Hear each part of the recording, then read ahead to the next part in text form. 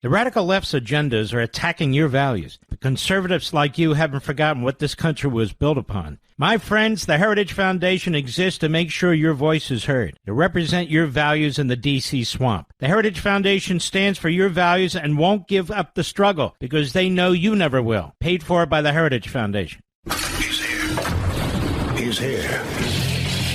Now, broadcasting from the underground command post, deep in the bowels of a hidden bunker, somewhere under the brick and steel of a nondescript building, we've once again made contact with our leader, Mark Levin.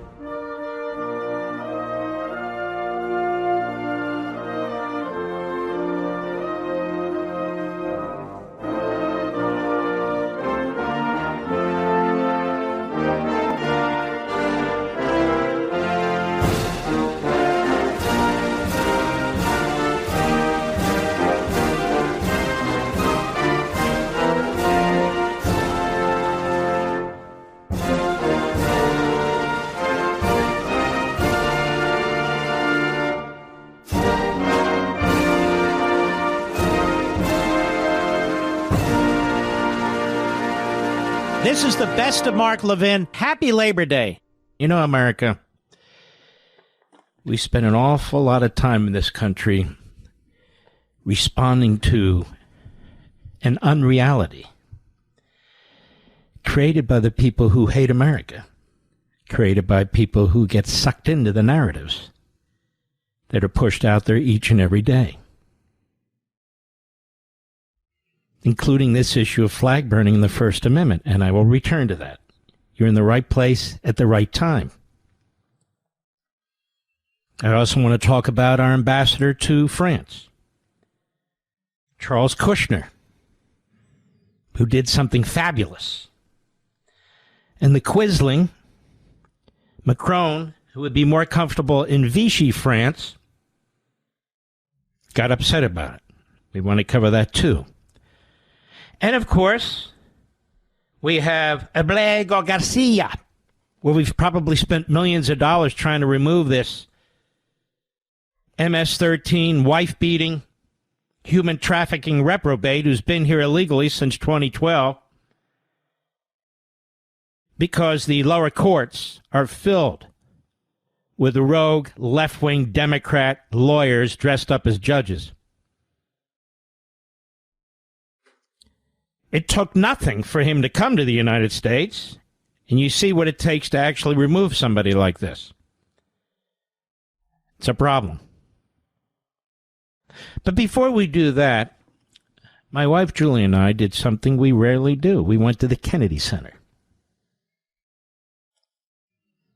Now that it's in the good hands of President Trump and Rick Grenell, among others, and we saw a play there that was absolutely fantastic. And I wanted to bring your attention to it. It's called Parade. Parade. And it only runs till, I think, the first week in September. And, you know, I'm not big on plays and that sort of thing. But this was really fantastic. Fantastic. And if you live in or around the Washington, D.C. metropolitan area, I want to encourage you to go see this play. I don't get anything out of this. I'm just telling you how great it was. A fantastic play. I'm not going to tell you about it. You can Google it yourselves. But the cast is great. The singing was beautiful. And by the way, the restaurant there at the Kennedy Center was fantastic. I'm telling you all this because all you're hearing are attacks on the Kennedy Center and how they're trying to control it and this, that, and the other. This play, Parade, I don't think this play would ever, ever have seen the light of day under the previous management. I don't.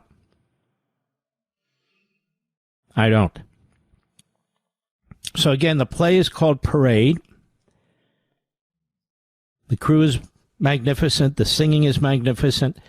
If you want to go dine there before you see the play, I strongly recommend it. It's some of the best food we've had. I'm telling you the truth. Just terrific. Well, I'll give you a little taste of this. It's about a man named Leo Frank from Brooklyn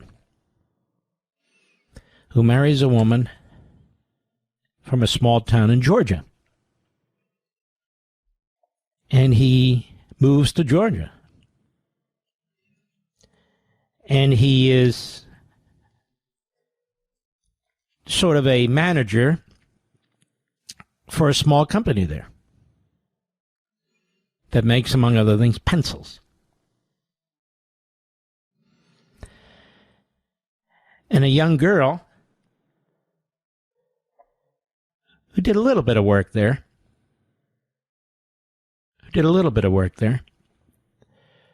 she's murdered. Leo Frank is set up by the DA.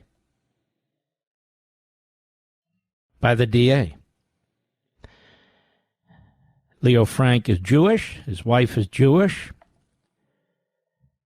A very heroic and gutsy governor. I'm not going to get into the details. Who takes steps that destroy his political career. The DA gets elected eventually governor, but this is a really, really good play, and it's executed beautifully. I think you're going to like it. So again, the movie is called Parade. It's at the Kennedy Center. Again, the restaurant there is fantastic. You might want to check it out. A date night, a day matinee, and so forth. As I said, we haven't been to the Kennedy Center in years and years and years. It's just too much schlock there. This was an outstanding play, Parade. Okay. Donald Trump. Let's do cut one. We'll set this up in the Oval Office today. The president about burning the American flag. Cut one, go. What the penalty is going to be, if you burn a flag, you get 1 year in jail, no early exits, no nothing. You get 1 year in jail. If you burn a flag, you get, and what it does is incite to riot. I hope they used that language, by the way. Did they? Yeah, incitement. Incite to riot. And you burn a flag, you get 1 year in jail. You don't get 10 years, you don't get 1 month. You get 1 year in jail, and it goes on your record. And you will see flag burning stopping immediately, just like when I signed the Statute and Monument Act. 10 years in jail if you hurt any of our beautiful monuments. Everybody left town. They were gone. Never had a problem after that. Mm-hmm. By the way, the play runs through September 7th. Okay, so what happened? President signs the executive order, and immediately the media jump into action. Immediately, the NeverTrumpers jump into action. Immediately, those who claim to be civil libertarians and constitutionalists jump into action. They could not possibly have read the executive order when they were commenting. They could not possibly have read it. But it didn't matter. They wanted to be the first. And they wanted to attack. And they did. Let's go over to one of the worst of the worst, one of the media entrails, started by Dan Abrams. It's really a radical left wing and very sophomoric site called Mediocreite, a.k.a. Mediaite. And so they go online and they have different folks who are attacking what the president did. They're shocked at what he's doing. Find it unbelievably, incredibly outrageous. And they're posting, and they're posting, and they're posting. And again, I'm reading the executive order, and it's clear to me they didn't read it. even some so-called conservative radio hosts. Because that's what the enemy does. It's what the media enemy do. And they're caught like fools.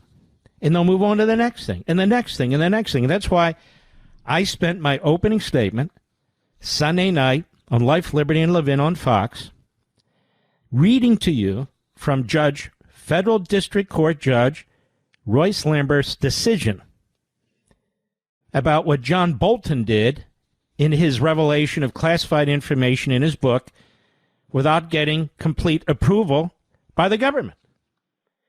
He was damning of Bolton. Damning. Which is why even today, 6:15 p.m. Eastern Time today, nobody's quoting that opinion. Friend or foe. Friend or foe. Cable TV or radio. Nobody's quoting that opinion. I quoted it to you Friday, here, behind this microphone, and on my Sunday show. Because there was a finding by a federal judge that what Bolton did and the information he released did, in fact, endanger our national security.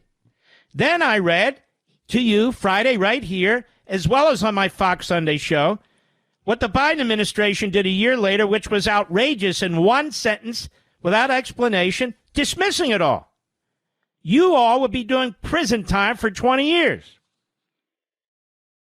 That's not been quoted on TV anywhere, or, to the best of my knowledge, on radio anywhere but by me. Here we have a decision by a federal judge. Here we have a document executed, filed by the Biden administration with the federal court, and nobody has read either of them out loud, not even cited them. So I did. And even today they haven't. And most of these people haven't read the president's executive order that he signed today, while they're trashing the hell out of him.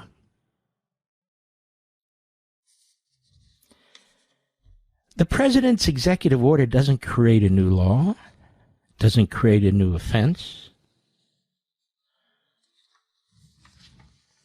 Let me read from it, so you'll be the best informed. Notwithstanding the Supreme Court's rulings on First Amendment protections, the court has never held that American flag desecration conducted in a manner that is likely to incite imminent lawless action, or that is an action amounting to fighting words, or is constitutionally protected. Now, the case they're talking about is Texas versus Johnson. That was issued in 1989. That's just 36 years ago. And the vote was 5-4. 5-4. It split the court. Rehnquist wrote the dissenting opinion. Brennan, a radical left-wing justice, wrote the majority opinion, but Scalia joined him. And yet Sandra Day O'Connor joined Rehnquist, as did John Paul Stevens, a liberal. He said, my administration will act to restore respect and sanctity to the American flag and prosecute those who incite violence or otherwise violate our laws while desecrating this symbol of our country. If you violate existing laws by burning the flag, if you incite violence by burning the flag, just as if you incite violence by words, you will be punished under existing law. It goes on. The Attorney General shall prioritize the enforcement to the fullest extent possible of our nation's criminal and civil laws against acts of American flag desecration, existing laws that violate applicable content-neutral laws.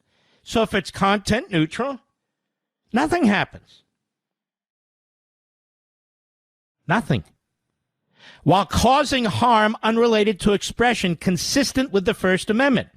This may include, but is not limited to, violent crimes, hate crimes. So if you burn a flag, let's say on the grounds of a church or a synagogue or the NAACP or something like that,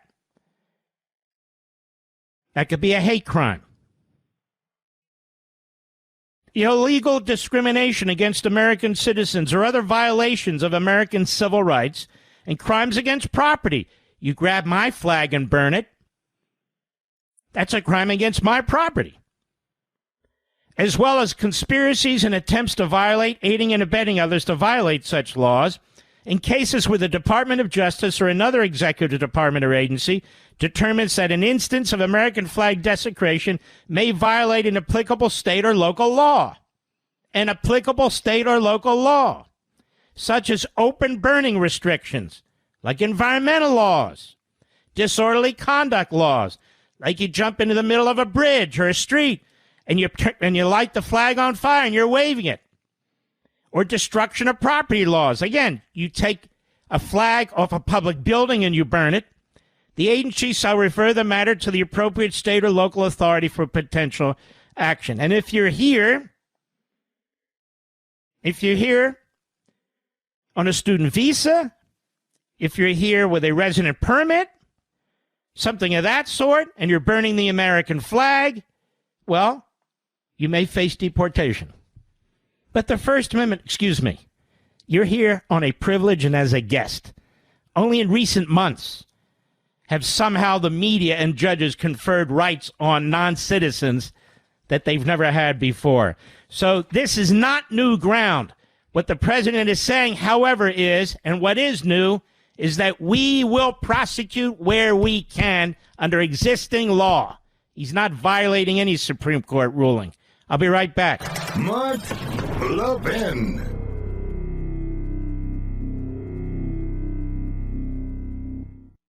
Conservatives in every stage of life are faced with ever-increasing challenges to our values in the classroom, on campus, and at work. Prepare yourself with a solid understanding of our nation's founding principles in today's most important public policy debates. The Heritage Foundation created the Heritage Academy to help ensure that every conservative from any walk of life has the foundation and the tools needed to defend their values. This 8-week online fellowship includes policy lectures on the most pressing issues facing Americans today, live Q&As to learn from top experts in the conservative movement, and opportunities to connect with other conservatives around the country. Without conservatives grounded in truth and informed on the state of our nation, America as we know it cannot survive. So please go to heritage.org/Levin, heritage.org/LEVIN, and learn more about the Heritage Academy and how you can apply. That's heritage.org/Levin, heritage.org/LEVIN, paid for by the Heritage Foundation.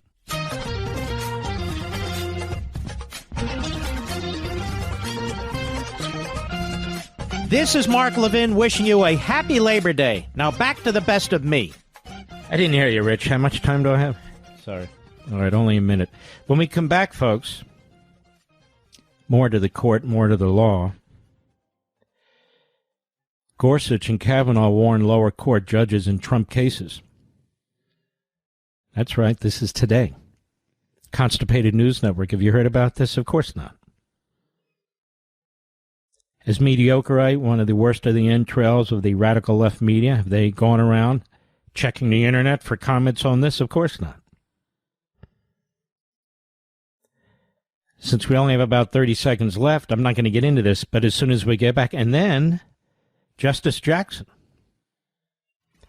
She's been busy trashing her colleagues. What a disaster. She's violated all the traditions and decorum of that court, and she's more than happy about it. I'll be right back.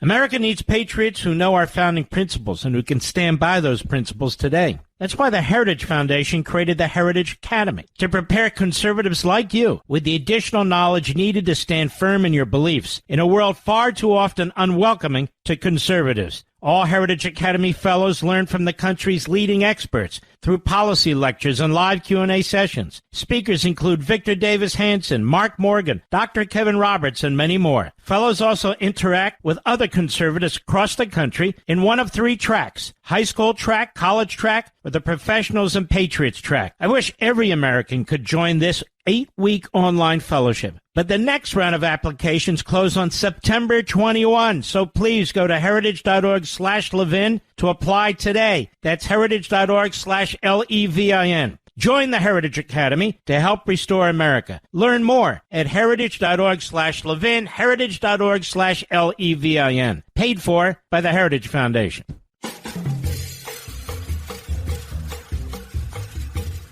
This is the best of Mark Levin. Happy Labor Day. By the way, the Prime Minister of Israel says, terrible, terrible accident. It is war, after all, in an urban area. A location was hit that housed a number of journalists who were killed in that location. And he's publicly stated it was a terrible thing, that they're very sorry, they're investigating it. At least 5 so-called journalists, or what I call journo-terrorists, who work with Hamas, who work with the terrorists, over the course of the last few months, have been killed. But the media do not discuss at length their connections to Hamas. So you see, if you're a so-called journalist and you work with Hamas or the terrorists, if you do that, I guess you get special immunity. But that's not how it works. Now, these same so-called media types, if I were to ask them without them researching, how many journalists, real journalists, have actually been assassinated by Putin, they couldn't give you the number. How many real journalists have actually been killed by Hamas? They couldn't give you the number. How many journalists have actually been killed who were in Hong Kong and so forth that were killed by communist China? They can't give you the number. You get my point?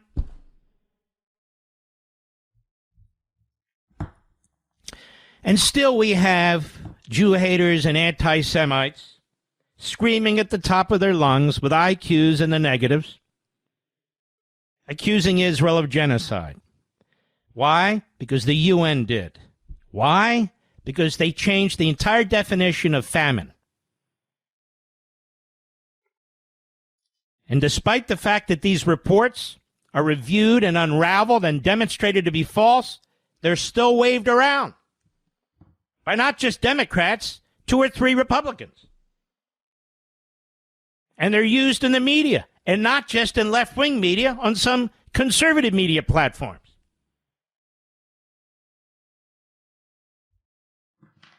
So I want to put a salute out there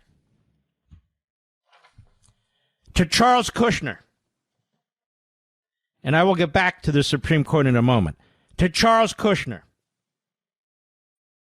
who's our ambassador to France. France has a huge problem with Islamists. Their open borders have had real consequences. The chief rabbi there said last year that Jews need to leave. And in 10 years, there may be no Jews left in France. The Islamists have overtaken many parts of Europe. I hope you're watching the posts that I put up. Finland, Britain, Austria, Australia, Canada. Might as well be Europe. But I want to salute Charles Kushner. He published a letter, and he sent this letter to Emmanuel Macron, who's a quisling, who would be more comfortable in Vichy France. Dear Mr. Macron, on the 81st anniversary of the Allied liberation of Paris, which ended the deportation of Jews from French soil, I write out of deep concern over the dramatic rise of anti-Semitism in France and the lack of sufficient action by your government to confront it. Anti-Semitism has long scarred French life, but it has exploded since Hamas's barbaric assault on October 7, 2023. Since then, pro-Hamas extremists and radical activists have waged a campaign of intimidation and violence across Europe. In France, not a day passes without Jews assaulted in the street, synagogues or schools defaced, or Jewish-owned businesses vandalized. Your own Interior Ministry has reported anti-Semitic incidents even at preschools. Public statements haranguing Israel and gestures toward recognition of a Palestinian state embolden extremists, fuel violence, and endanger Jewish life in France. In today's world, anti-Zionism is anti-Semitism, plain and simple. President Trump and I have Jewish children and share Jewish grandchildren. I know how he feels about anti-Semitism, as do all Americans. He directed the Education Department to enforce civil rights protections for Jewish students on university campuses, making clear that harassment and discrimination won't be tolerated. He expanded resources for the Federal Bureau of Investigation and the Department of Homeland Security to safeguard synagogues and Jewish schools. He ordered strict vetting to bar entry for foreigners espousing anti-Semitic hatred and revoked visas for foreign agitators. He oversaw the deportation of Hamas sympathizers and cut funding to organizations promoting anti-Semitic incitement. And by crippling Iran's nuclear weapons program, he struck directly at the world's leading state sponsor of anti-Semitism and terror and saved millions of lives. These measures prove that anti-Semitism can be fought effectively when leaders have the will to act. Today, many French Jews fear that history will repeat itself in Europe. Parents encourage their children to emigrate. Surveys show most French citizens believe another Holocaust could happen in Europe. That's French citizens, not just Jews. Nearly half of French youth report never having heard of the Holocaust at all. What are children being taught in French schools if such ignorance persists? Mr. President, I urge you to act decisively. Enforce hate crime laws without exception. Ensure the safety of Jewish schools, synagogues, and businesses. Prosecute offenders to the fullest extent and abandon steps that give legitimacy to Hamas and its allies. As U.S. Ambassador to France, I stand ready to work with you and with leaders across French society to forge a serious plan that addresses the roots of anti-Semitism and defeats it. Mr. Kushner is U.S. Ambassador to France. What a powerful, important, what will be a historic letter. And guts. What a gutsy letter. And what's the response? From Reuters. France summoned the American ambassador, Charles Kushner, after he wrote a letter to French President Emmanuel Macron, alleging France had failed to do enough to stem anti-Semitic violence. A French Foreign Ministry spokesman said on Sunday.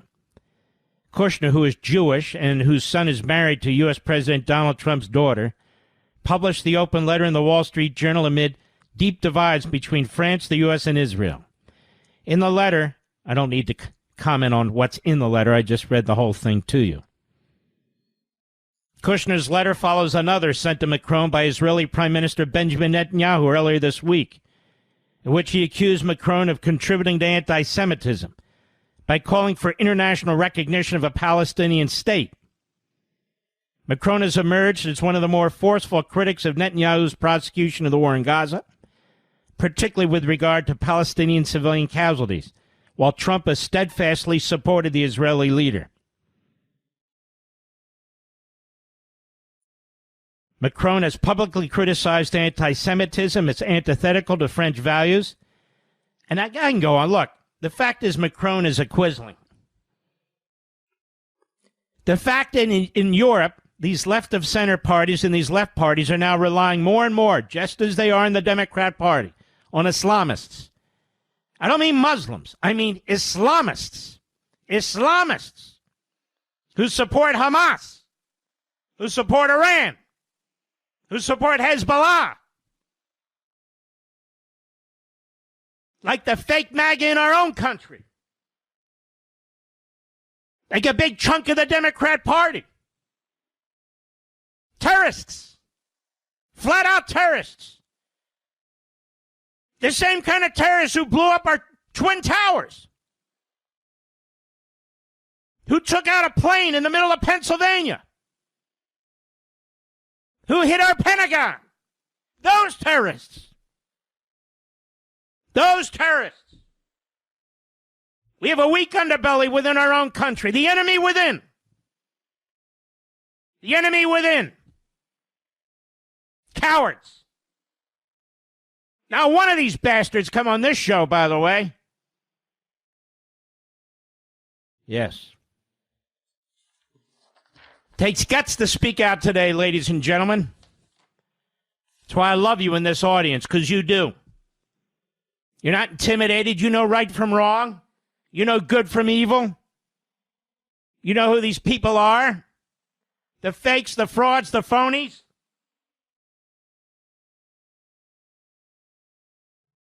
It's incredible. And they will tell you, they will mimic the United Nations, they will mimic France, they will mimic Hamas, and they will tell you that there's genocide in Gaza and it's being committed by the Jews. There is not genocide in Gaza. It is a war-torn area. There's no question that there are a certain percentage of people who suffer. There's no question about that. But there is not genocide. If there's genocide, why the hell are the Israelis sending 18-wheelers in there by the thousands? Why are we supporting the transport of food into Gaza and working with the Israelis shoulder to shoulder to do it? Where's France? Where's Britain? Where are they? They're nowhere. Nowhere. That's why President Trump backs Israel. Now, the Jew haters are out of the closet. We know who they are. And the Jew haters hate people who aren't Jewish, too. Faithful Christians. They hate you, too. And they hate this country while they pretend to be purists in support of it. No, they hate it. We're responsible for forever wars, they say. We're responsible for the evil that is turned on us in other countries. They hate us while they claim to be purer than you and me. They're not. They're in bed with the Islamists. They sound like the Islamists. They're in bed with the Marxists. They admire Mamdani. They admire Bernie Sanders. They admire Hamas. I challenge all broadcast networks, all of them, to run the photographs, the video of October 7th. The video, all 45 minutes of it. Put it on TV. Show the world. Show the world. But they won't, because they're too gruesome.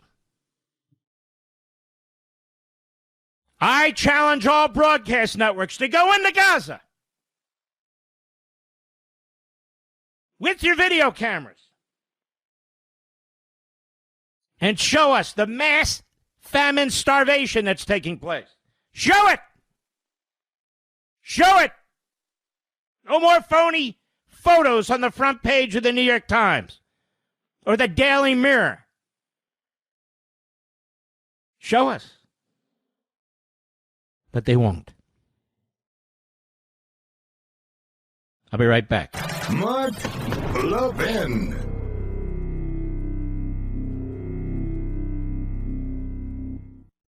Conservatives in every stage of life are faced with ever-increasing challenges to our values in the classroom, on campus, and at work. Prepare yourself with a solid understanding of our nation's founding principles in today's most important public policy debates. The Heritage Foundation created the Heritage Academy to help ensure that every conservative from any walk of life has the foundation and the tools needed to defend their values. This 8-week online fellowship includes policy lectures on the most pressing issues facing Americans today, live Q&As to learn from top experts in the conservative movement, and opportunities to connect with other conservatives around the country. Without Without conservatives grounded in truth and informed on the state of our nation, America as we know it cannot survive. So please go to heritage.org/Levin, heritage.org/Levin, and learn more about the Heritage Academy and how you can apply. That's heritage.org/Levin, heritage.org/Levin, paid for by the Heritage Foundation.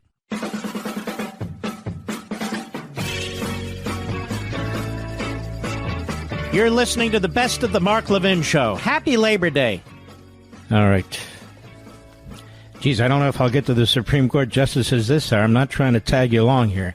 Might be next hour. We'll see. All right. I'm not going to have time to get into this, but you're going to want to hear it, I think, which is Neil Gorsuch and Brett Kavanaugh. Concerned about how much time do I have, Rich? Well, let me get started here. The Constipated News Network, CNN. They write, in Donald Trump's long-running feud with federal judges, you see, that's how low IQ reporters write about stuff. President has found some support in an unlikely place, the nation's highest court. Excuse me, cholera. A growing sense of frustration with some lower courts articulated in terms that at times sound similar to Trump's own rhetoric has crept into a series of opinions this summer from the Supreme Court's conservative justices as they juggle a flood of emergency cases dealing with Trump's second term. That's not how a real reporter covering the court should write things. That they sound like Trump and so forth and so on. Kavanaugh sounds like Kavanaugh. Gorsuch sounds like Gorsuch. They're giving their honest opinions. Quote, lower court judges may sometimes disagree with this court's decisions, but they are never free to defy them, Justice Neil Gorsuch admonished in an opinion last week tied to the court's decision to allow Trump to cancel nearly $800 million in research grants. The rebuke, which was joined by Justice Brett Kavanaugh, and others obviously, flipped the narrative that it is Trump who has pushed legal boundaries with his flurry of executive orders. You see what I mean? Who wrote this damn thing? John Fritze, or Fritz, Fritze. He's got the IQ of a lobster. This is now the third time in a matter of weeks this court has interceded in a case squarely controlled by one of its presidents, wrote Gorsuch, who was Trump's first nominee to the high court. Kavanaugh was his second. They're admonishing the lower courts. You have to follow our decisions. Now, if a party didn't follow a court's decision, all hell would break loose, right? I'll be right back. This segment of the podcast is exclusively sponsored by Pure Talk. Pure Talk offers great coverage and can save your family money on your wireless bill every single month. Go to puretalk.com to find the plan that's right for you. Thank you again for listening, and thank you so much for this sponsorship, Pure Talk. He's here. He's here. Now, broadcasting from the underground command post, deep in the bowels of a hidden bunker, somewhere under the brick and steel of a nondescript building, we've once again made contact with our leader, Mark Levin. This is the Best of Mark Levin. Happy Labor Day. You know, before I get back to the Supreme Court,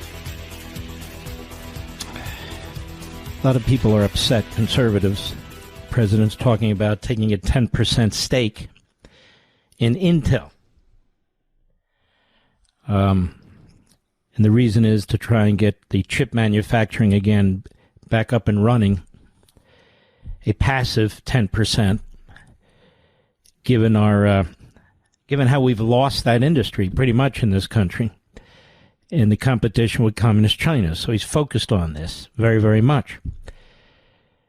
And they compare it to Bernie Sanders and so forth. Donald Trump is no Bernie Sanders. He's no Mamdani. It's not the same thing.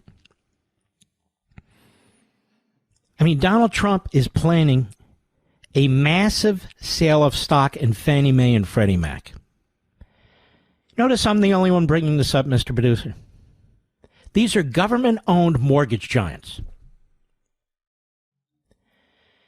He's the first president since these entities were created. He's basically going to sell big chunks of them to the private sector, to you if you want to buy some. To you.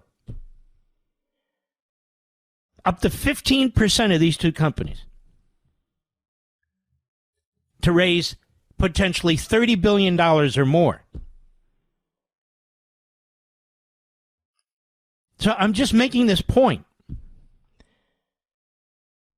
And he's met with J.P. Morgan's Jamie Dimon, Goldman Sachs' David Solomon. He's met with Bank of America, Brian Moynihan. So this is Fannie and Freddie. That's what they call them. Like they're little kids, which they're not, of course. These are massive assets owned by the federal government. And so he seeks to privatize up to 15% of them. Now, there's no way in hell that a single Democrat, let alone most Republicans, would propose that. So Donald Trump is not Bernie Sanders. Donald Trump is not a socialist. He's not a communist. He's not trying to take over the private sector. I think in this case, I certainly haven't discussed this with him. He's looking at Intel. Look, you don't even have to agree with it. It's okay by me. I think it's a close call. But the point is he's saying, okay, look, we've got to get this chip industry up and running again. That's his attitude. That's his focus. Because he's looking at communist China. He's looking at AI. He's looking at decades where we've regressed. That's his motivation. Not to take over companies.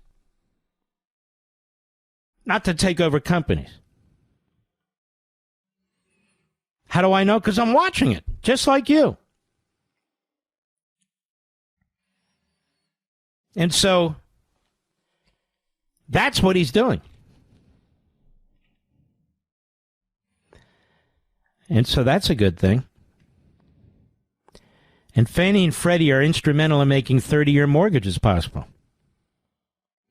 Now you watch. When he pursues that, how he comes under attack.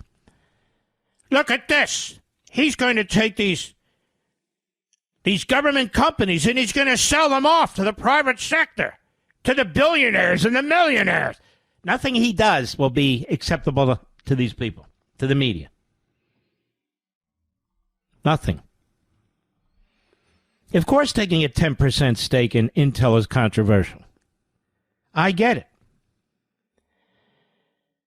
But when you really look at the big picture, and this is what I want you to do. What's the Tennessee Valley Authority? Does anybody know? Obviously, people who benefit from the Tennessee Valley Authority, they know what it's all about.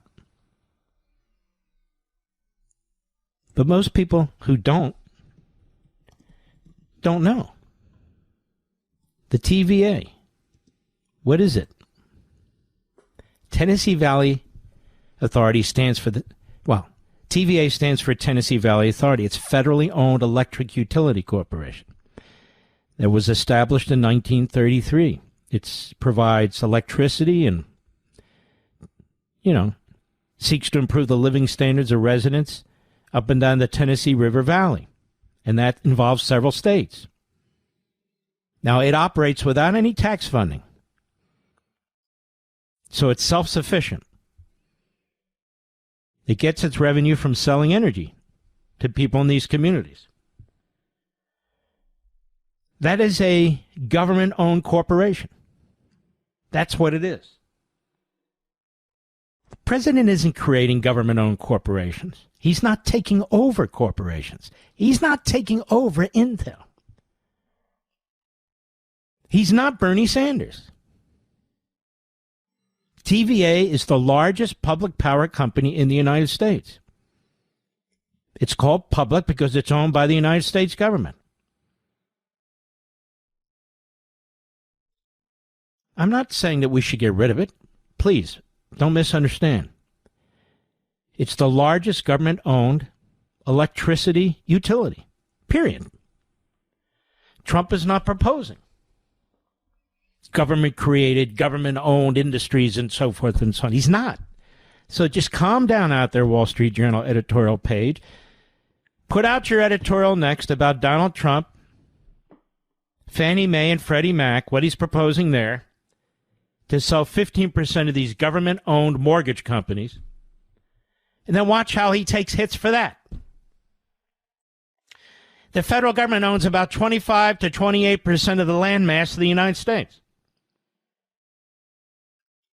They own like 85% of Nevada and Utah. You go through these states, Montana, Wyoming, it goes on and on. President wants to sell off big chunks of that. Does that sound like a socialist, Mr. Producer?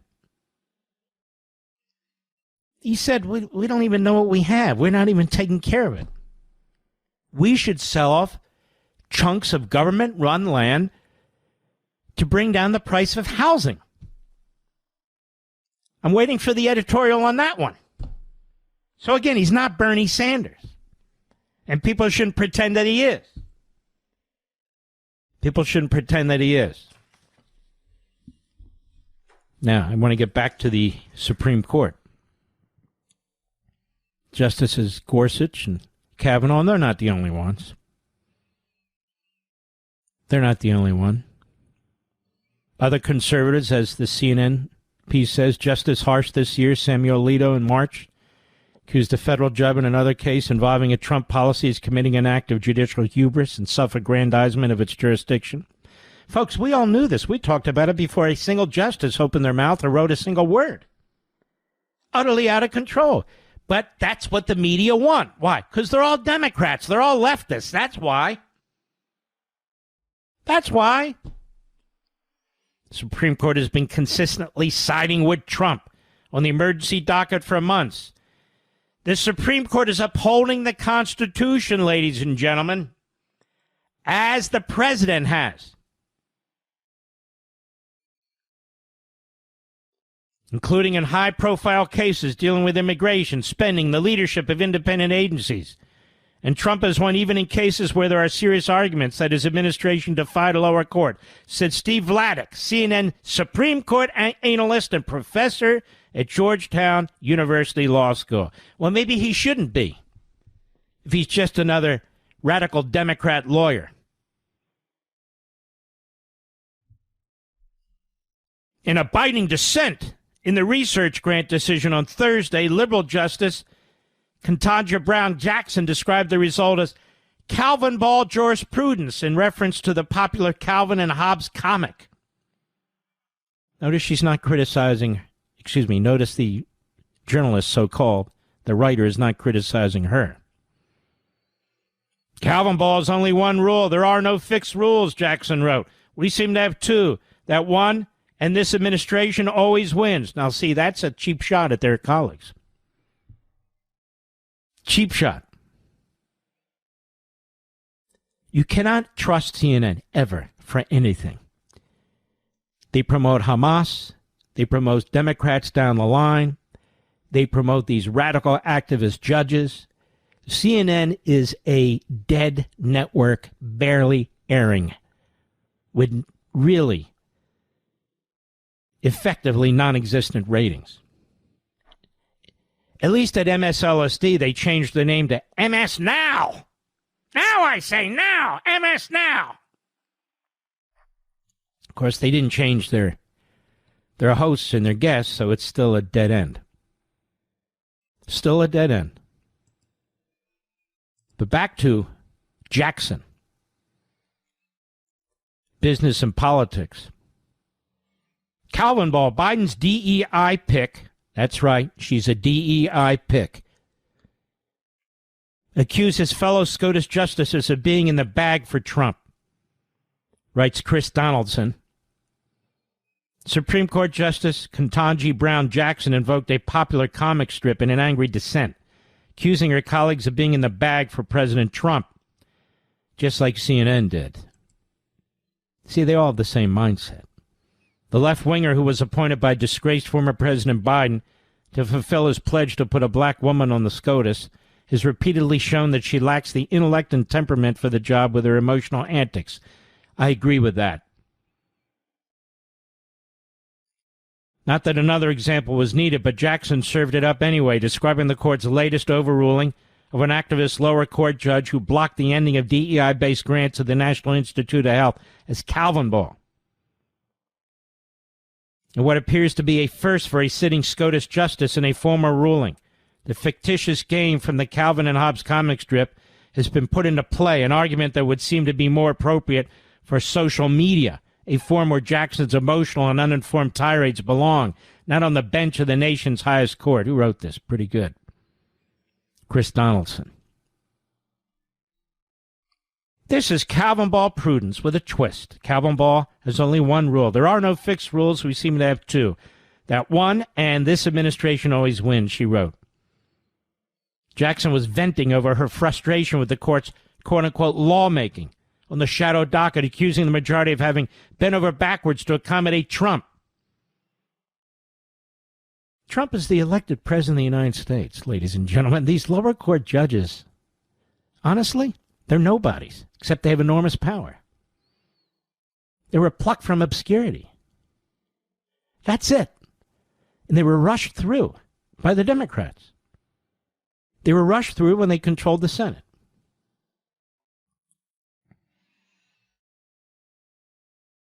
Here's ACLU types, ethnic organizations where they have lawyers, these types of people. The ruling Thursday, the SCOTUS sided 5-4 with the administration, allowing it to proceed with cancellation of $783 million in NIH research grants tied to DEI initiatives, including LGBTQ and other hot-button issues. Chief Justice John Roberts sided with the KBG and court's other two Democrat left-wing women because he's schizophrenic. Some days he comes into the court, he wants to be Hollywood John, loved by the New York Slimes. The families are close with one of the main reprobates at the New York Times, Thomas Friedman. Jackson argued that life-saving biomedical research was at stake, a talking point frequently used by the political left to defend their cherished DEI programs. She wrote, so unfortunately, the newest entry in the court's quest to make way for the executive branch has real consequences for the law and the public. It's completely logical that Jackson would oppose any rolling back of DEI since she herself, he writes, is a beneficiary of the racially discriminatory policies. I've never understood, and I was the first to point this out, so I'll continue, why it's considered racist to point out if somebody is a DEI appointee or not. If you cherish DEI, if you promote DEI, if you celebrate people be appointing under DEI, then why can't you mention that somebody is appointed as a DEI appointee? What is the problem with that? You can't, on the one hand, exclude merit as the exclusive test, and then on the other hand, when somebody points it out, attack them. Biden ruled anyone but an African-American female from the Supreme Court spot that was opened up by the retirement of Bill Clinton appointee Stephen Breyer in 2022. Constitutional law expert, Fox News contributor Professor Jonathan Turley was critical of Jackson's frequent forays into political rhetoric in a recent column. He said the histrionic and hyperbolic rhetoric has increased in Jackson's opinions, which at times portray her colleagues as abandoning not just the Constitution, but democracy itself. Well, Turley is right. The author of this piece is right, and therefore, and of course, I am right too. We'll be right back. Mark Levin.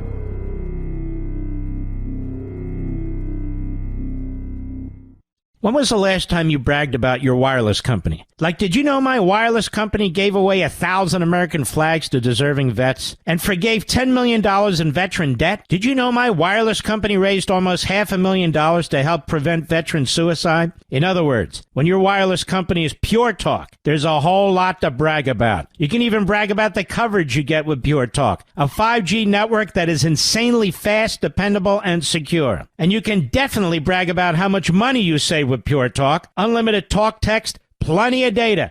Just $25 a month, saving the average family over $1,000 a year. It's time to switch to my favorite wireless company, Pure Talk. Go to puretalk.com/Levin and save an additional 50% off your first month. Again, puretalk.com/LEVIN. Make the switch today. Pure Talk, wireless worth bragging about.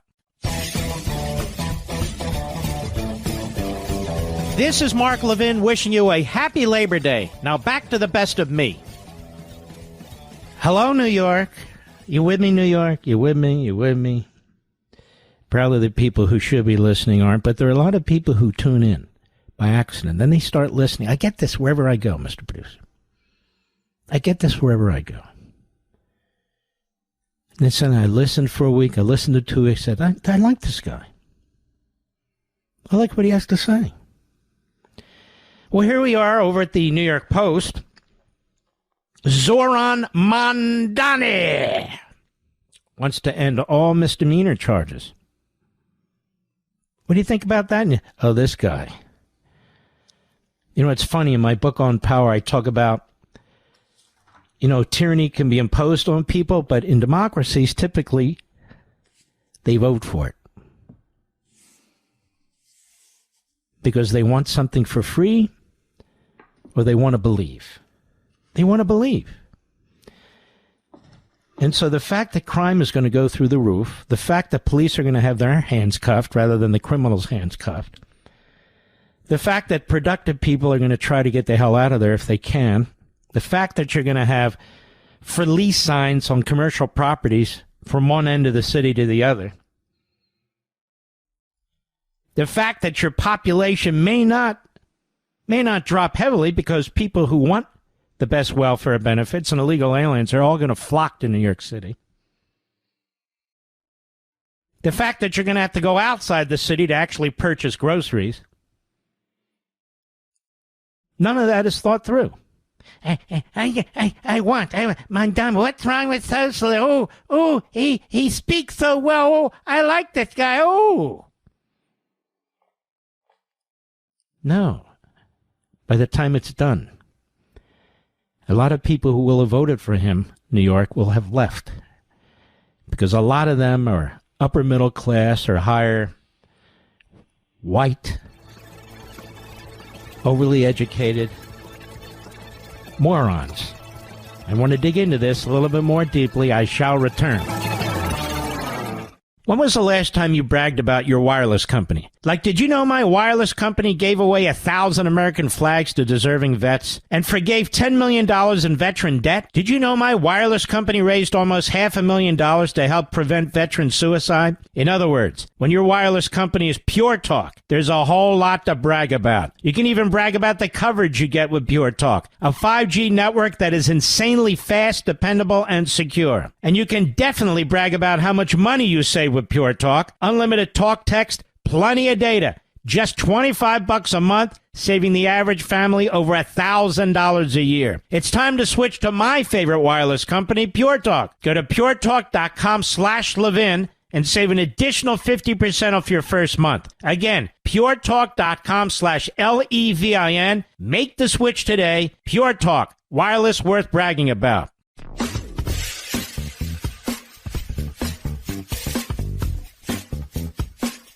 This is the best of Mark Levin. Happy Labor Day. I want to read something to you as a foundation to this Mamdani story in the New York Post. Read it to you out of my book on power. Authoritarian democracies become more authoritarian and less democratic. I made the argument that negative power exists in both open and closed societies, the former experiencing soft negative power. And it is the ascendancy today in most democracies, including in America. It takes different forms and moves at different paces. The order of things, nature, morality, values, beliefs, etc., precedes government, exceeds the earthly limits of government, and exists in perpetuity, in spirit if not reality, unlike any government. Indeed, all governments come and go over the course of human history. Listen carefully to what I said.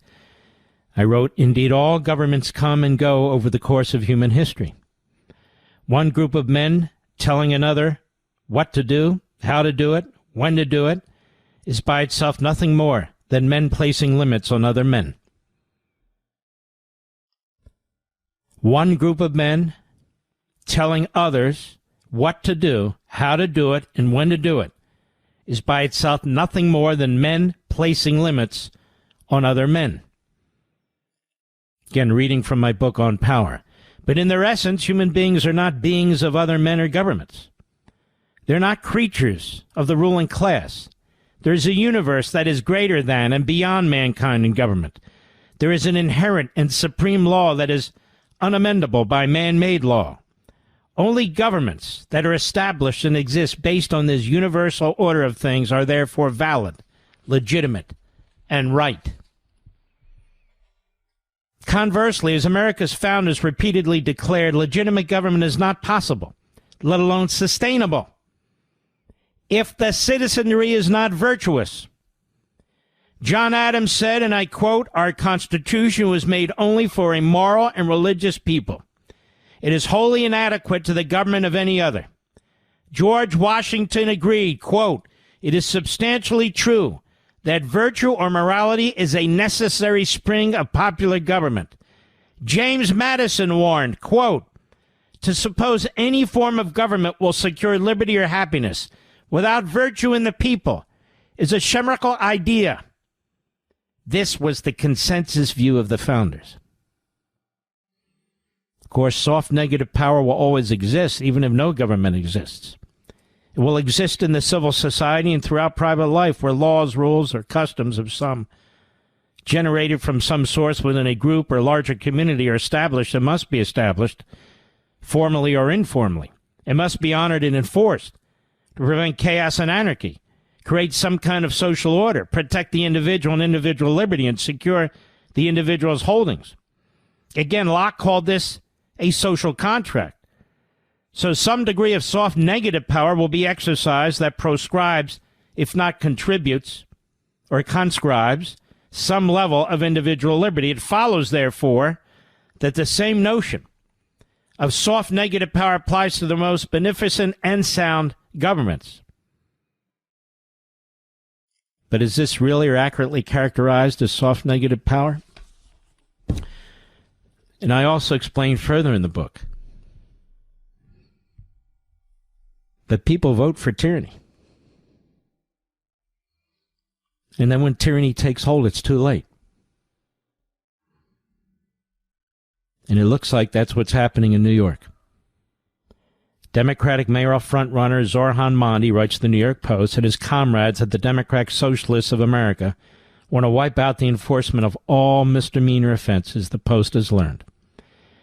In its most recent platform, the group blasts policing and detention as, quote, instruments of class war. This is pure Marxism, designed to guarantee the domination of the working class, and demands an end of what it calls the criminalization of working class survival. So I ask you folks in New York, I ask you folks all over the country who are in the working class, who work for a living, to make ends meet, do you think enforcing misdemeanor laws are intended to dominate you or to protect you and your family?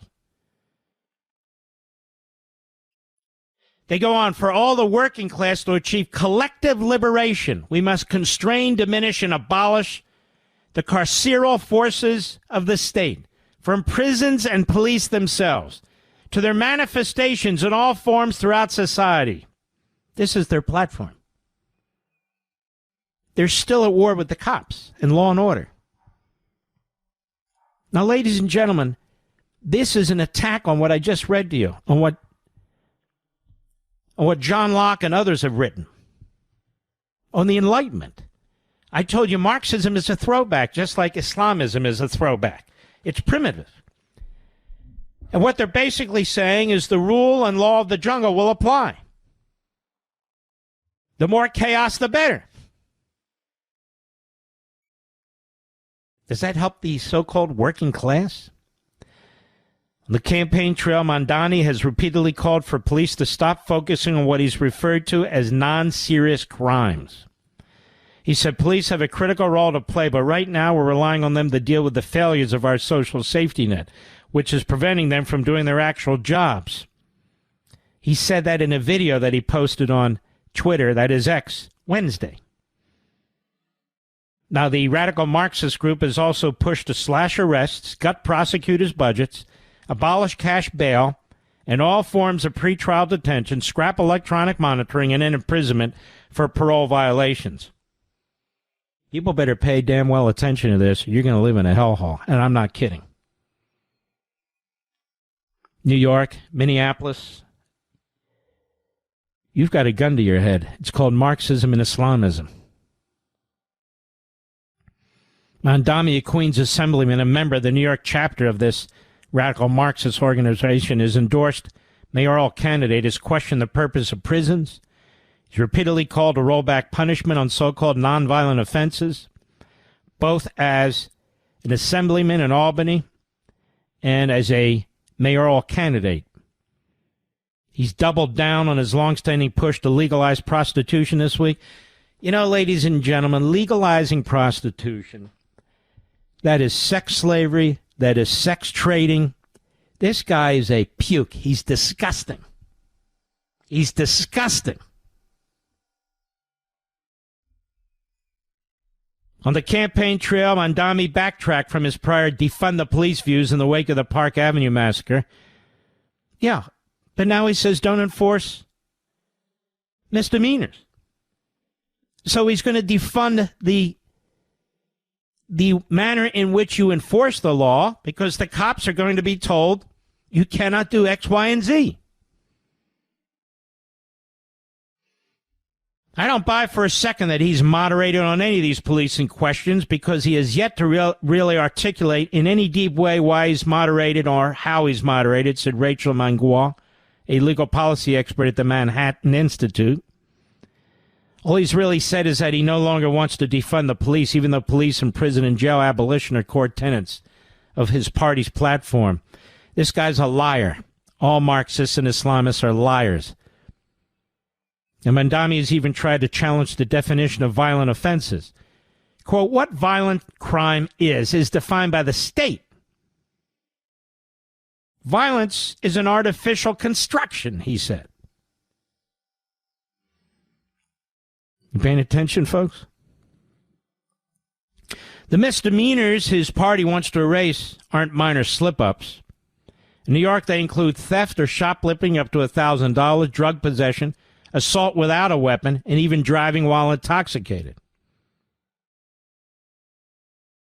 They also include third-degree ID theft, second-degree sexual abuse, second-degree sexual misconduct, forcible touching, DWI, third-degree drug possession, menacing, petite larceny, third-degree assault.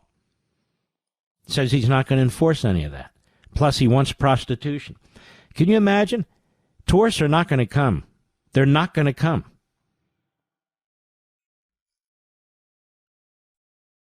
They're driving the city into a hole that they're never going to recover, said Susan Ginsburg, a resident of Greenwich Village, which has descended into a lawless drug den since soft-on-crime policies created what neighbors have decried as revolving door of justice. People will break the law with impunity. There has to be deterrent for breaking the law. It's astonishing that we're even having this conversation, said Maria Donzello, an Upper West Side resident who ran in the Democratic primary for state senate in 2022 and founded the group One City Rising.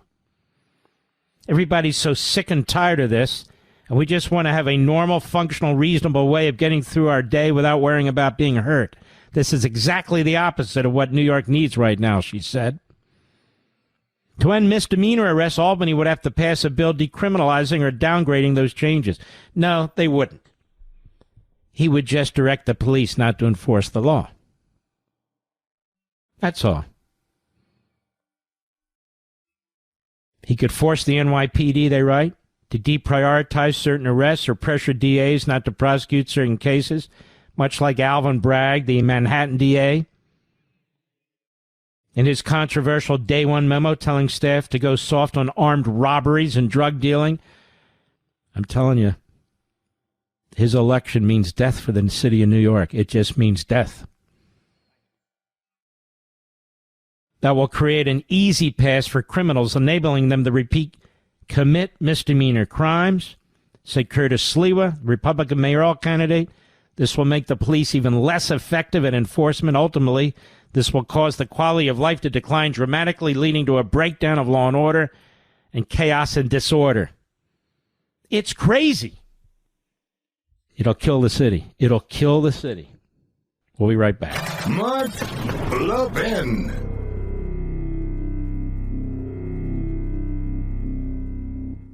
When was the last time you bragged about your wireless company? Like, did you know my wireless company gave away 1,000 American flags to deserving vets and forgave $10 million in veteran debt? Did you know my wireless company raised almost $500,000 to help prevent veteran suicide? In other words, when your wireless company is Pure Talk, there's a whole lot to brag about. You can even brag about the coverage you get with Pure Talk, a 5G network that is insanely fast, dependable, and secure. And you can definitely brag about how much money you save with Pure Talk. Unlimited talk, text, plenty of data. Just $25 a month, saving the average family over $1,000 a year. It's time to switch to my favorite wireless company, Pure Talk. Go to puretalk.com/Levin and save an additional 50% off your first month. Again, puretalk.com/LEVIN. Make the switch today. Pure Talk, wireless worth bragging about. This is Mark Levin wishing you a happy Labor Day. Now back to the best of me. By the way, ladies and gentlemen, you know this show is heard everywhere on every platform imaginable, and those that aren't imaginable. Now, the Mark Levin Show is available on Spotify. Did you know that, Mr. Producer? As is my book on power. Not sure how many of you actually tune in there to the Mark Levin Show via Spotify, but if you do, those of you who subscribe to that platform, you can download On Power. It's actually a pretty sweet deal. Pretty sweet deal. If you have a premium Spotify account, they automatically get 15 hours of free listening per month, which is more than enough time to listen to the book. Subscribers, premium or not, only have to listen to about 20% of the book for it to count as a full sale. So, take a listen. You might like it. That's on Spotify. If you use that platform, you can download On Power, Mr. Producer. You can download On Power. Of course, Amazon.com, Walmart, the airports have the book. We want to thank all of them. Sam's Club, BJ's. The Costco's that carry books, we were just told they took on a significant additional number of books, so you should be able to find copies in more Costco locations right now. So it's not like it's not available. It's everywhere. If you haven't acquired it, I understand. You don't want to acquire it. But if it's something you've been thinking about for yourself or a family or friend or somebody who you think needs a little sense, knocked into them a little bit, they can read the book. It's actually a very good read. Now's the time to acquire it. I saw it at Costco. I think it was $16. And Amazon.com, it's under $20 as well. The same with all the big stores, Barnes & Noble and so forth. It's out front. It's easy to grab. And I know you're going to like it if you take the time to look at it. And many of you will, for which I am very grateful. Do I owe you something, Mr. Producer? You've heard me talk about it. I've read passages from it. It has everything to do with modern times as well as ancient times. I know you're going to have fun reading it and learn a ton. Walk through the door. Grab it. Grab it while you can. Well, it's discounted heavily because it's still on the New York Times bestseller list after a month. We'll be right back.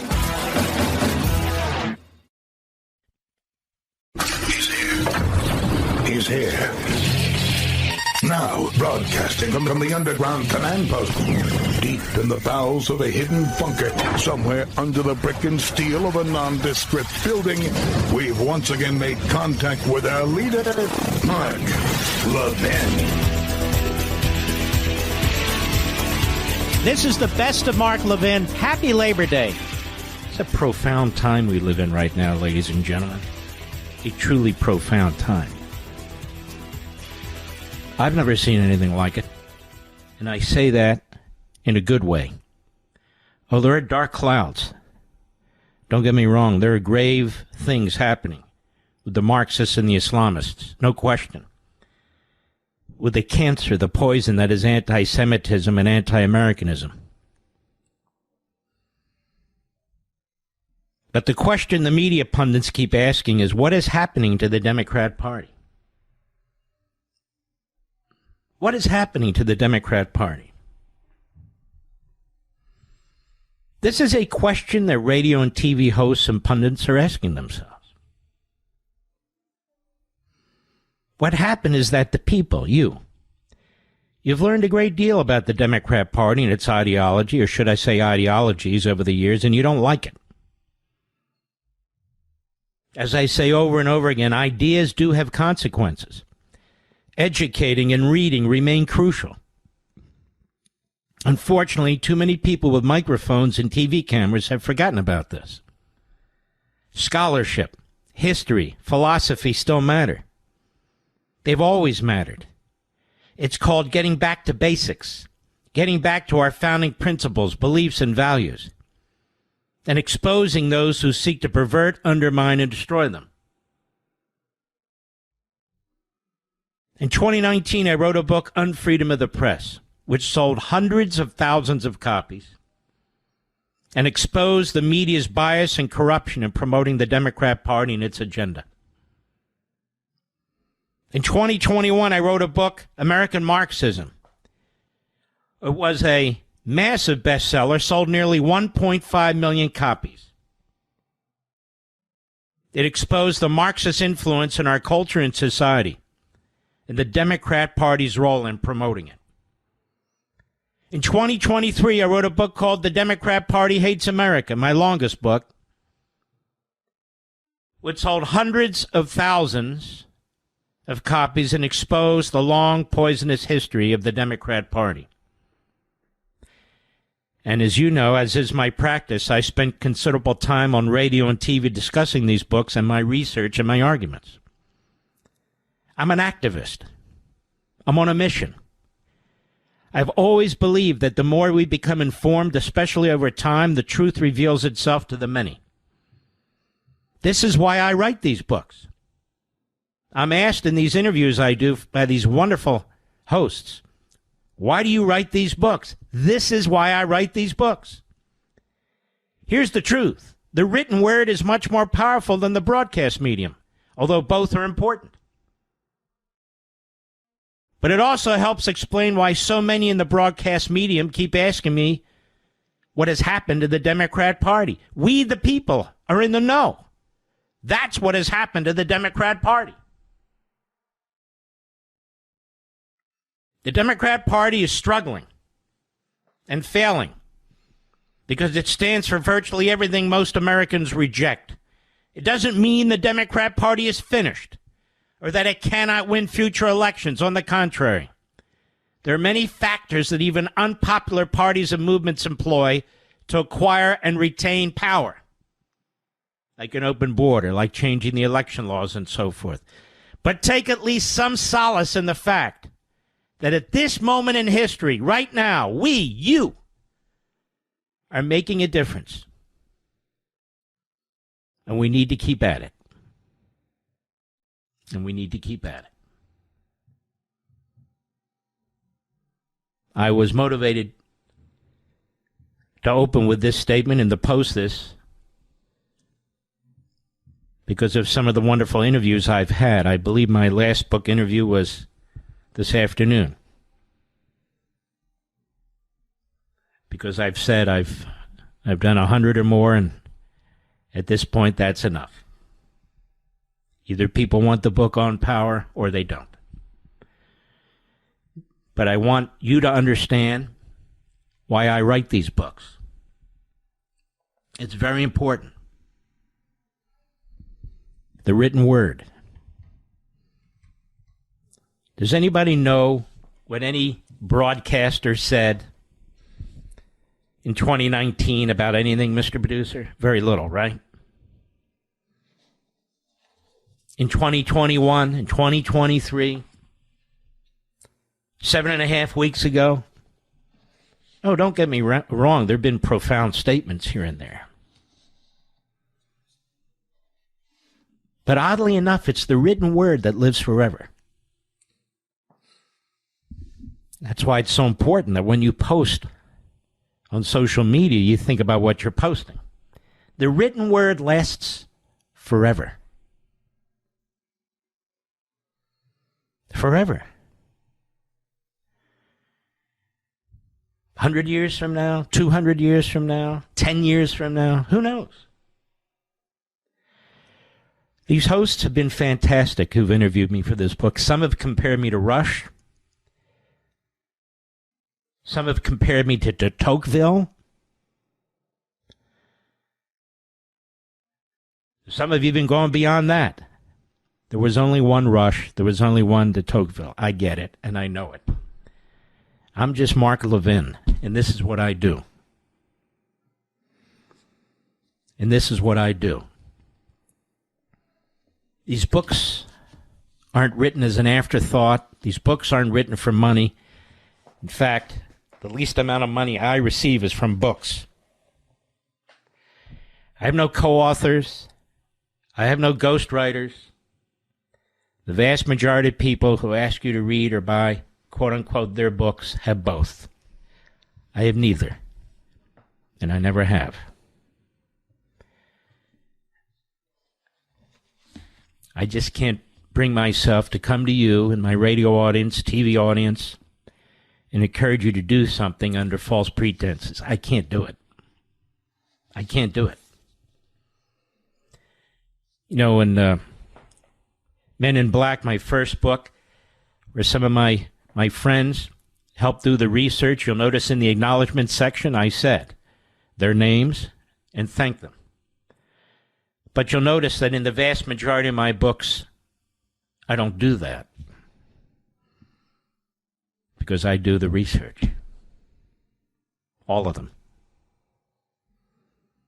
It is important to me that if I'm going to try and make a case to you, that it's my case that I'm making to you. Mr. Producer, you can open your microphone. How many people write my monologues? 0. 0. And Rich, you've been with me how many years? About 22. 22 years.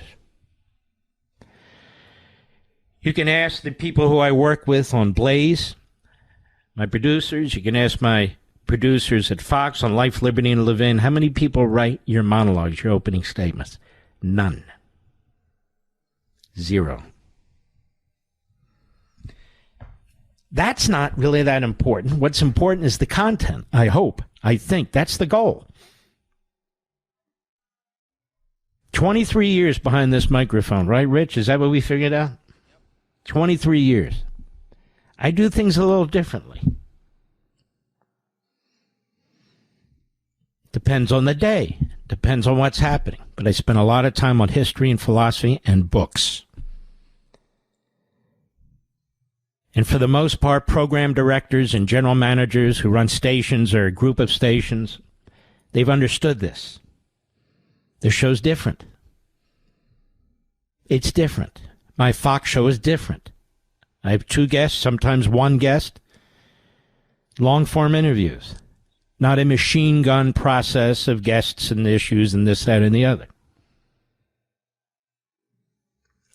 And you have reacted very positively over the years to this. What I'm saying is the Democrat Party has been exposed in part by us.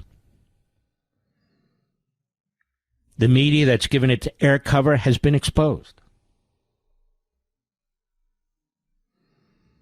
The ideology that moves that party, that is that party, what I call American Marxism, and I would now add Islamism and anti-Semitism, has been exposed.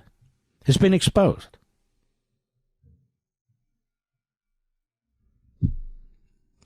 And the Democrat Party's history of bigotry and racism and anti-Semitism and so much more has been exposed in exquisite detail. Exquisite detail. And you don't have to memorize what I say here or elsewhere. You can grab the book and turn the page. There it is. And over the years, thousands of citations, thousands, to give the original source material.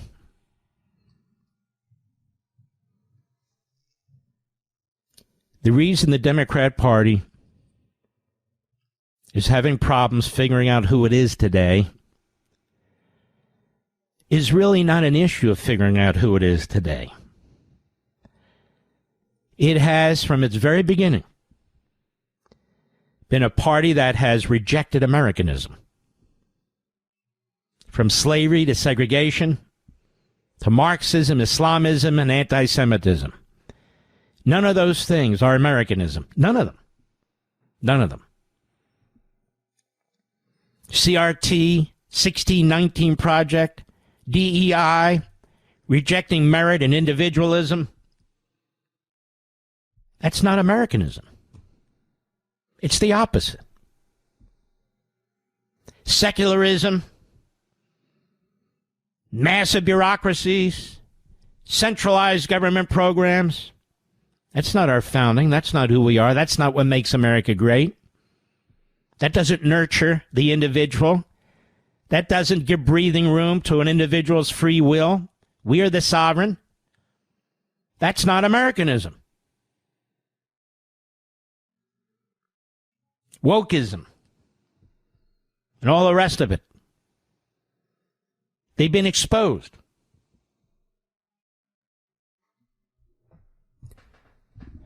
There are millions and millions of you who've read these books, who've listened to this program over the decades, who now watch my program on Fox, and others, don't get me wrong, and others.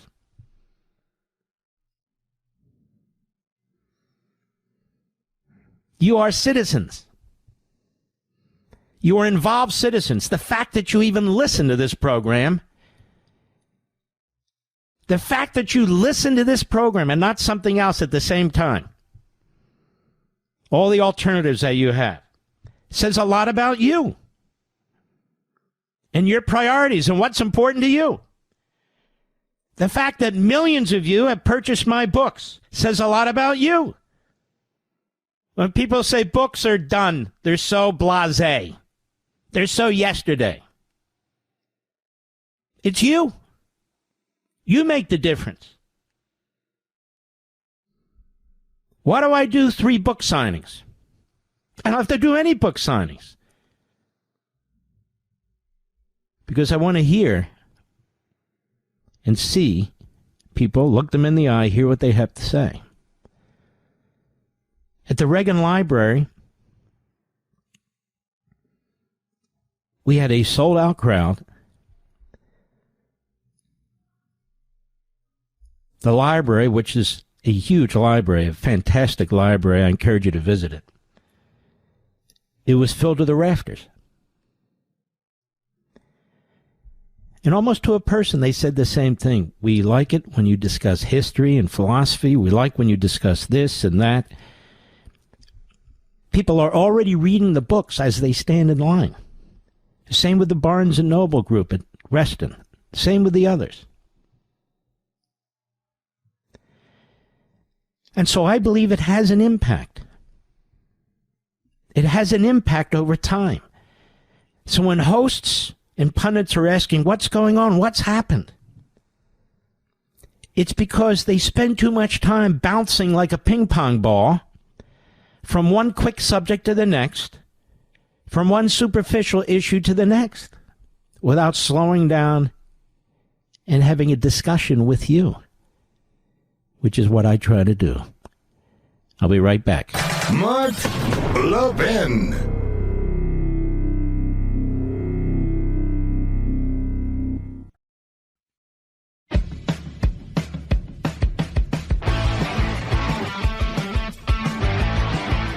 This is Mark Levin wishing you a happy Labor Day. Now back to the best of me. We are much more informed. We are much more informed today than we were yesterday or the day before, aren't we? Much more. And this is important. Free speech is the crux of the matter.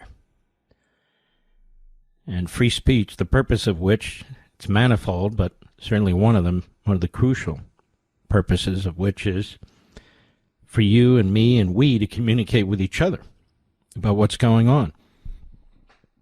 That's why I wrote in my book on power, these negative power entities, autocracies, the first thing they do is kill speech. Well, that's what we need to use in the most aggressive way possible.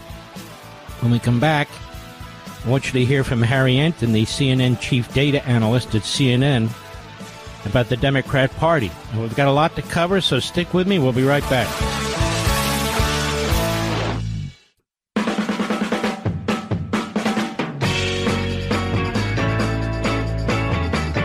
This is the best of Mark Levin. Happy Labor Day.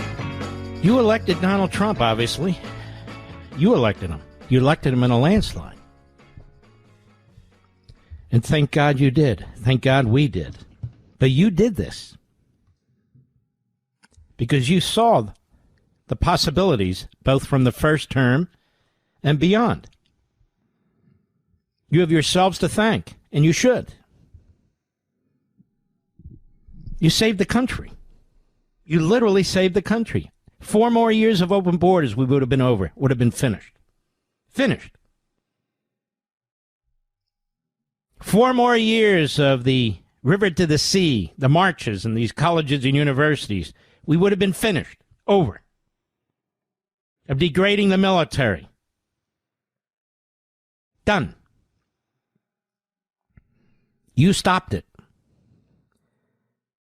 Now, we have to be resolute. I'm not one of these that says, oh, it's a shoe in the midterm election. I'm hearing this, too. It's driving me crazy. Some of the same people who 4 years ago, 5 years ago, were talking about the shoe-in with that midterm election turned out to be not a disaster, but a huge disappointment, didn't it? So a lot of people, just because they talk doesn't mean they know what the hell they're talking about, of course. But this is very, very important. So I want you to hear this. I want you to hear this from Enton, the chief data analyst over at CNN. He's really the only shining light over there at CNN. Cut 8, go.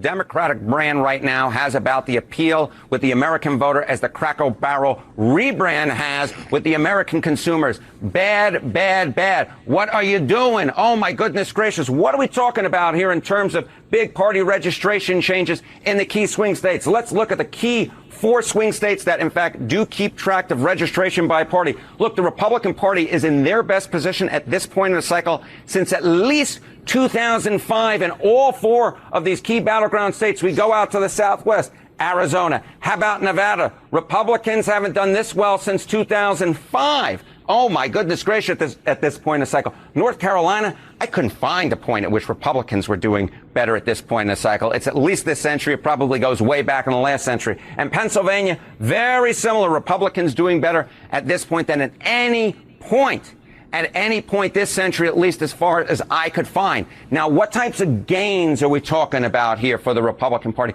Well, let's compare it to this point during the first Trump administration all the way back in 2017. Look at this. The Republican Party gains in party registration compared to this point back in 2017 during the Trump first administration. In Arizona, you got a Republican gain of 3 points. Okay, how about Nevada? Up the hill we go, even though we're sticking in the Southwest. A gain of 6 points. How about, again, we come to the East Coast, North Carolina, a gain of 8 points for the Republicans. And in the Keystone State, in the Commonwealth of Pennsylvania, again, we're talking about a gain of 8 points. My goodness gracious, for Republicans, they are converting old former Democrats to their side of the ledger, as well as picking up new voters, registering new voters, and it absolutely paid off for them back in the 2024 election.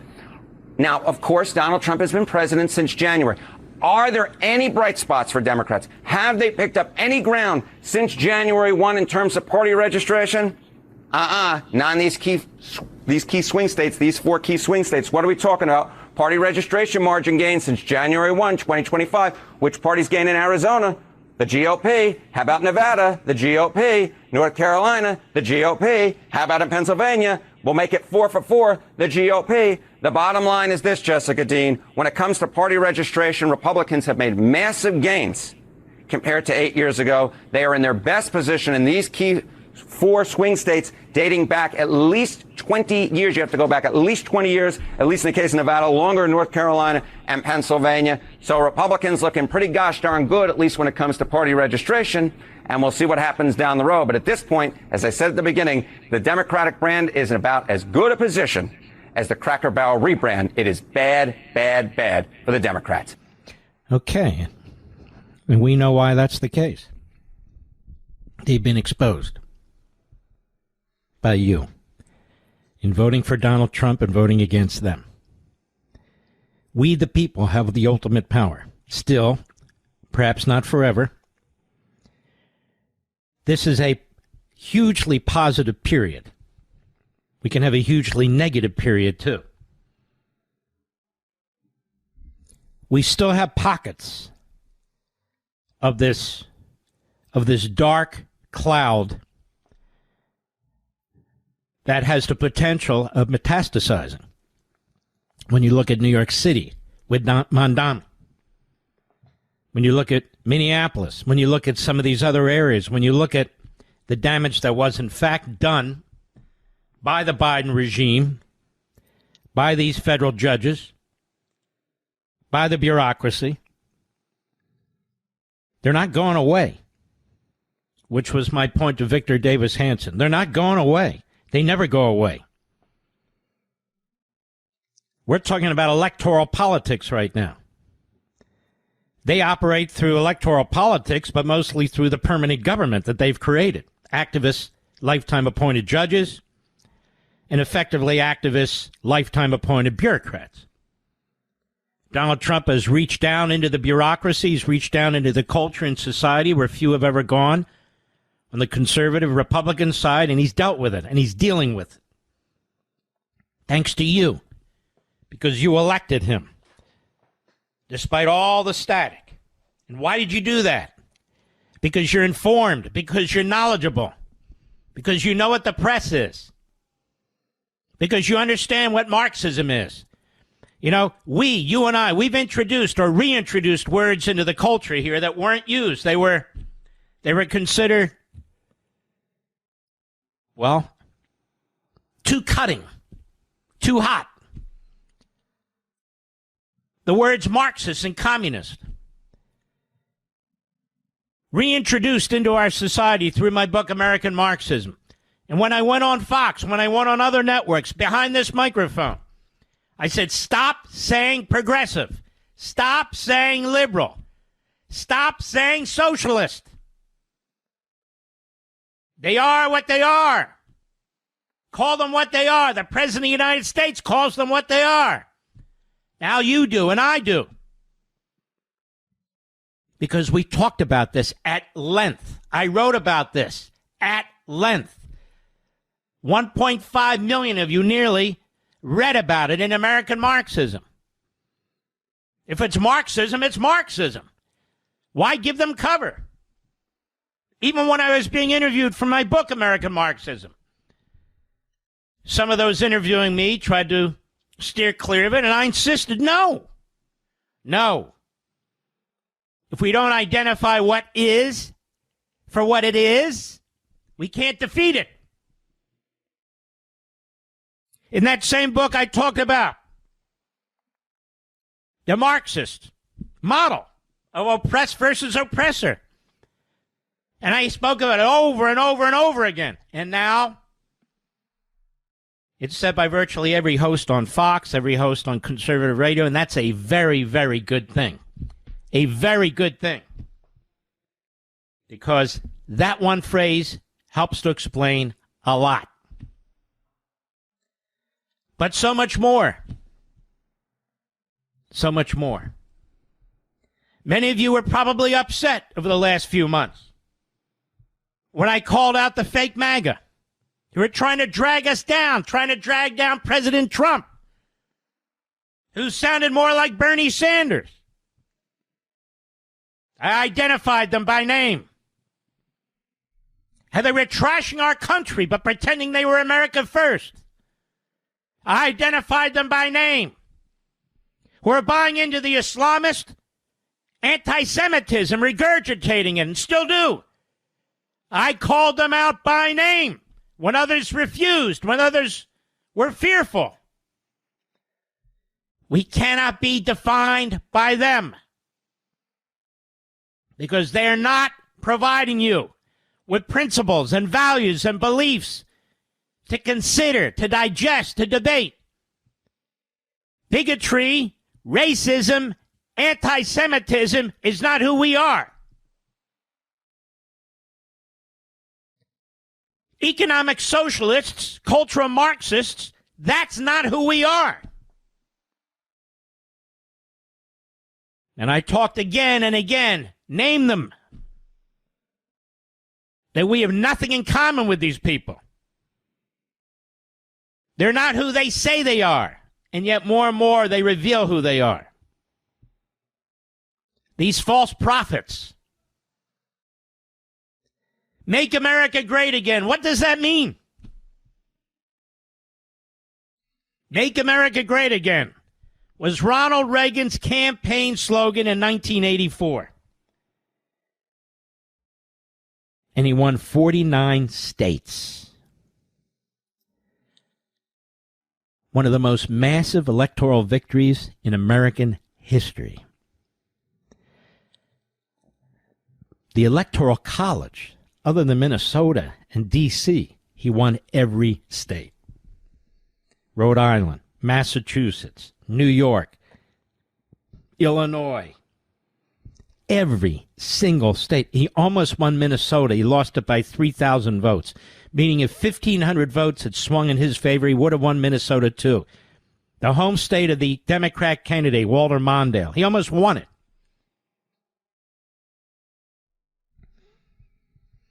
Peace through strength.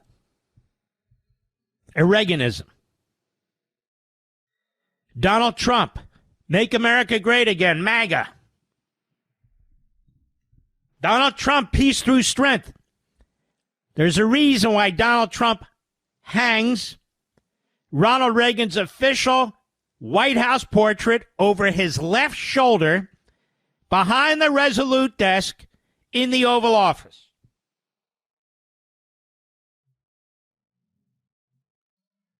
Reagan had a massive appeal to blue-collar voters, to union members. He received the endorsement of the Teamsters in 1980 and 1984.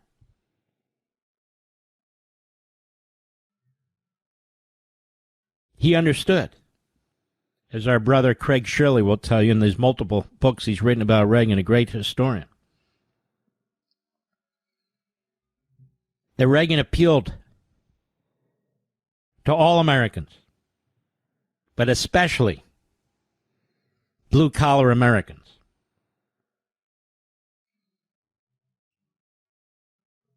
Donald Trump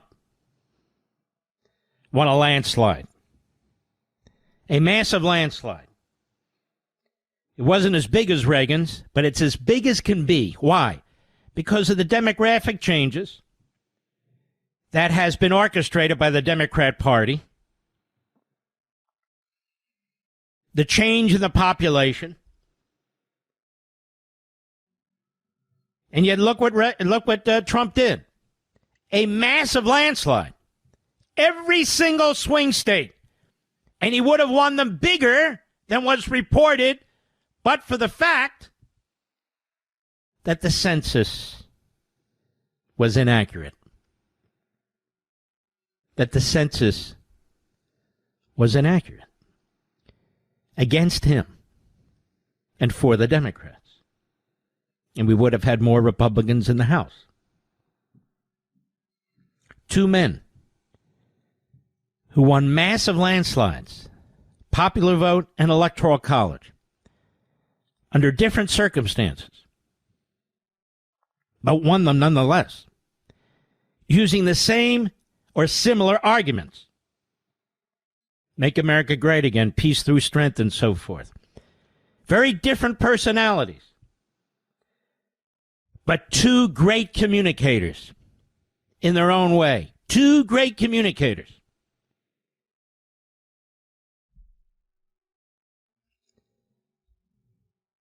Makes a big difference. It's my honor to have known Reagan and to know Trump. I can tell you that right now.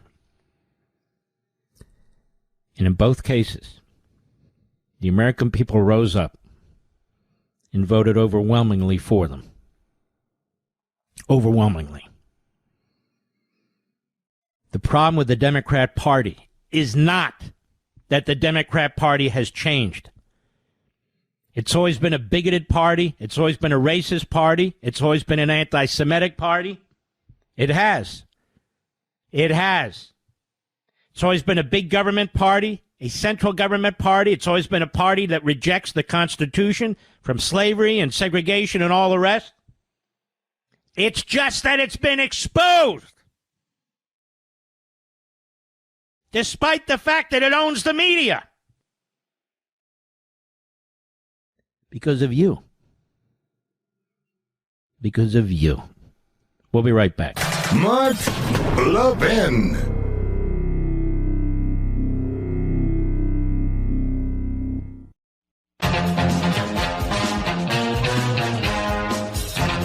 You're listening to the Best of the Mark Levin Show. Happy Labor Day. Now, there's certain things you may disagree with President Trump is doing. There were certain things that people disagreed with when Ronald Reagan did them, too, as a matter of fact. I know I lived through that. Whether it was amnesty or certain trade barriers that he imposed on particularly Japan and other countries. I get that. It's okay. But I look at the trajectory of things. And so you can come out and oppose a certain policy or something like that, but I look at the trajectory of things. And that's why I think you take the overall person, the overall agenda, where he's driving the country, who his opponents are, where he's driving them, how he's trying to get the culture back in society, the civil part of society back. This is crucial. Very, very important. In fact, it'll determine whether the nation survives or not. I always feel like it's important to lay the foundation for what's actually taking place in this country, to step back, take a look, and have this discussion with you, because it's crucially important. It's very, very important. People are asking, what's going on with the Democrat Party? It's collapsing. I've said it. It's collapsing, and so forth and so on. Why? Why? Why are people turning away from it? Because you're informed. Because you're talking to other people. Because you know. That's why it's important. We salute our armed forces, police officers, firefighters, emergency personnel, our truckers, the men and women in Ukraine, the men and women in Israel, and you, the American people. God bless you. Thank you for being here. See you tomorrow.